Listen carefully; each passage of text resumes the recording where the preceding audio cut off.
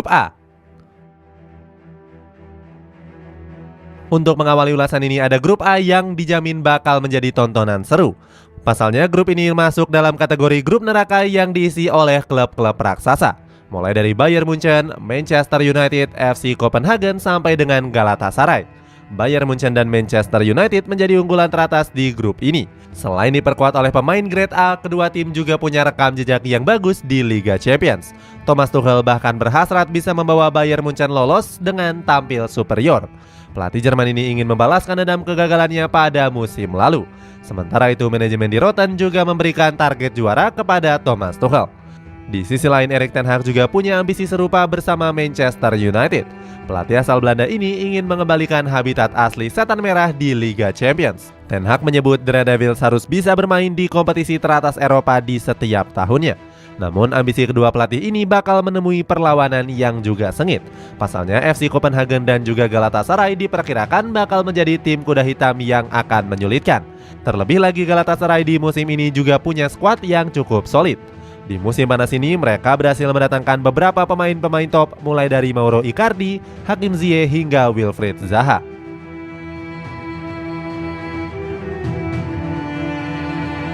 Grup B.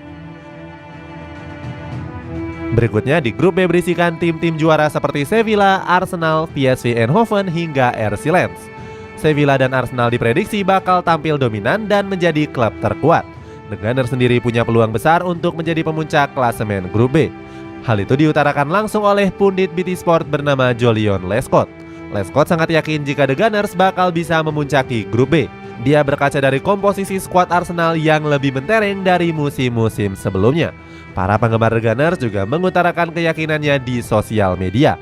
Mereka sangat yakin jika klub kesayangannya akan melangkah jauh di Liga Champions. Keyakinan itu datang setelah Arsenal berhasil terhindar oleh Bayern Munchen. Klub asal kota London itu memang punya track record buruk saat berhadapan dengan Die Rotten. Arsenal bahkan hanya mampu memenangkan 3 pertandingan dari 12 pertemuan menghadapi Bayern Munchen.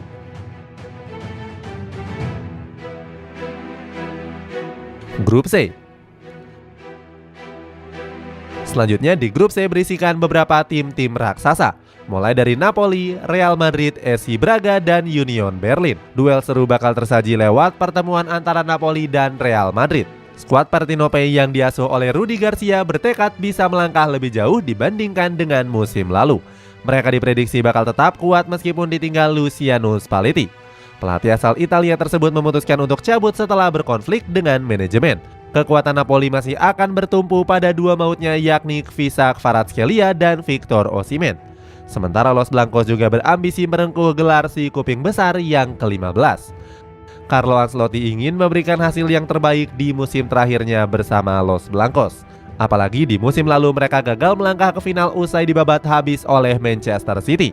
Sementara SC Braga dan Union Berlin bakal berusaha memberikan perlawanan di grup C. Union Berlin sendiri menjadi klub debutan di kompetisi Liga Champions musim ini. Kiprah klub yang berjuluk The Iron Ones ini menjadi salah satu yang paling dinantikan pada gelaran kali ini. Grup D. Kemudian di grup D diisi oleh tim dengan kekuatan yang merata. Mulai dari Benfica, Inter Milan, RB Salzburg hingga Real Sociedad. Keempat klub ini diprediksi bakal bisa saling mengalahkan. ESPN memprediksi jika grup ini sulit untuk ditebak mengingat seluruh tim menjadi kandidat kuat. Inter Milan yang tampil di partai final musim lalu sendiri dianggap bukanlah tim unggulan karena ditinggal banyak pemain-pemain pilarnya. Mulai dari Andre Onana, Romelu Lukaku, Marcelo Brozovic hingga Milan Skriniar. Padahal keempat pemain tersebut menjadi kunci kesuksesan Nerazzurri lolos ke partai final musim lalu. Namun Simone Inzaghi bertekad bisa membawa Inter Milan tampil impresif. Inzaghi berambisi mengulang kesuksesan Nerazzurri di kompetisi Liga Champions musim lalu. Grup E.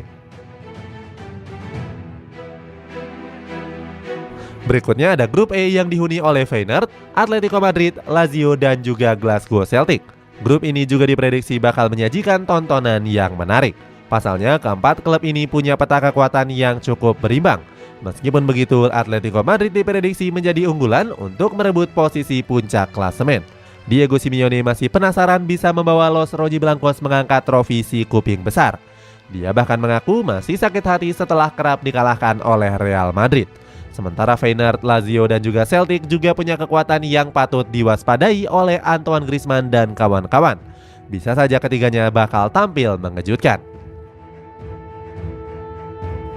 Grup F. Lanjut di grup F menjadi grup yang paling seru di antara grup-grup lainnya.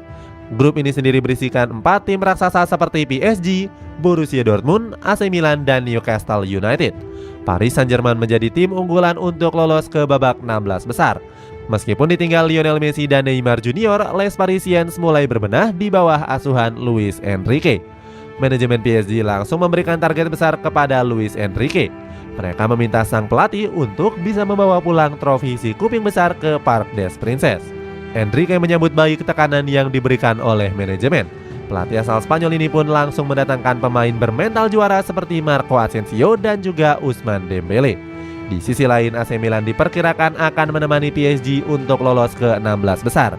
Hal itu berkaca dari kebijakan transfer mereka yang banyak menggait pemain-pemain kenamaan ke San Siro. Ruben Loftus-Cheek, Christian Pulisic sampai dengan Samuel Chukwueze telah resmi berseragam merah hitam. Selain itu, Rossoneri juga diunggulkan karena rekam jejaknya di Liga Champions musim lalu. Mereka berhasil lolos ke semifinal sebelum takluk dari sang rivalnya yakni Inter Milan. Meskipun begitu, Borussia Dortmund dan Newcastle United juga nggak bisa dipandang sebelah mata. Walaupun kehilangan Jude Bellingham, di Borussen memiliki pemain yang patut untuk diwaspadai. Karim Adeyemi diprediksi bakal tampil menggila bersama Borussia Dortmund. Sementara Newcastle juga menjelma menjadi tim raksasa sejak diakuisisi oleh Public Investment Fund. Di musim panas ini mereka berhasil mendatangkan Sandro Tonali. Artinya ini akan menjadi ajang reuni untuk sejumlah pemain AC Milan. Selain Tonali, penjaga gawang PSG yakni Gianluigi Donnarumma juga sempat berseragam Rossoneri. Grup G.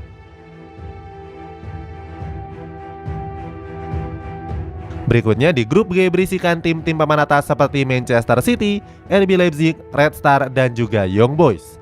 Manchester City sudah tentu diunggulkan dalam grup ini. Selain berstatus sebagai juara bertahan, The Citizen juga punya kedalaman skuad yang mengerikan. Erling Haaland diprediksi masih akan tampil buas di Liga Champions musim depan. Baru-baru ini UEFA juga menobatkannya sebagai pemain terbaik di musim lalu.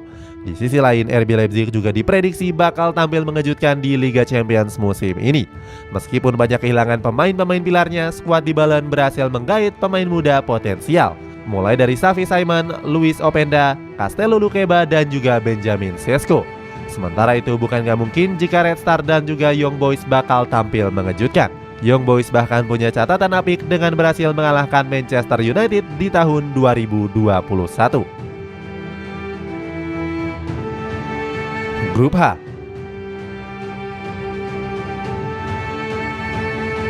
Terakhir di grup H berisikan tim-tim kenamaan seperti Barcelona, FC Porto, Shakhtar Donetsk, dan juga Royal Antwerp. Grup ini sendiri mempertemukan duel tim yang kurang konsisten. Sebut saja Barcelona yang dalam 2 musim terakhir harus terdegradasi ke Europa League. Blaugrana bahkan masih belum bisa lepas dari jeratan krisis keuangan. Joao Cancelo yang sudah sepakat bergabung dirumorkan gagal akibat keuangan yang minim. Meskipun begitu, Xavi Hernandez mensiasatinya dengan merekrut beberapa pemain-pemain gratisan. Ilkay Gundogan menjadi rekrutan terbaik Barcelona dengan performa konsistennya di awal musim. Meski begitu, Barcelona sendiri harus mewaspadai FC Porto. Klub raksasa Portugal ini secara mengejutkan menjadi pemuncak klasemen grup B di Liga Champions musim lalu. Sementara itu, Shakhtar Donetsk juga nggak bisa dianggap remeh begitu saja. Mereka bahkan menjadi klub pencetak pemain berkualitas seperti Mikhailo Mudryk. Perubahan format. Format drawing ini akan menjadi yang terakhir kalinya diterapkan oleh UEFA. Sebelumnya, Federasi Sepak Bola Eropa ini resmi mengubah sistem Liga Champions musim depan. Dalam sistem terbarunya, UEFA menambahkan daftar peserta kontestan menjadi 36 tim, dari yang sebelumnya hanya 32 tim. Gak cuma itu, mereka juga meninggalkan babak penyisihan lewat sistem grup. Selanjutnya, UEFA menerapkan format kompetisi ke dalam sistem baru mereka. Setiap tim akan melakoni 8 pertandingan dalam format kandang dan tandang. 8 tim yang lolos ke papan atas secara otomatis bakal bermain di babak 16 besar. Sementara 8 tiket lainnya akan diperebutkan untuk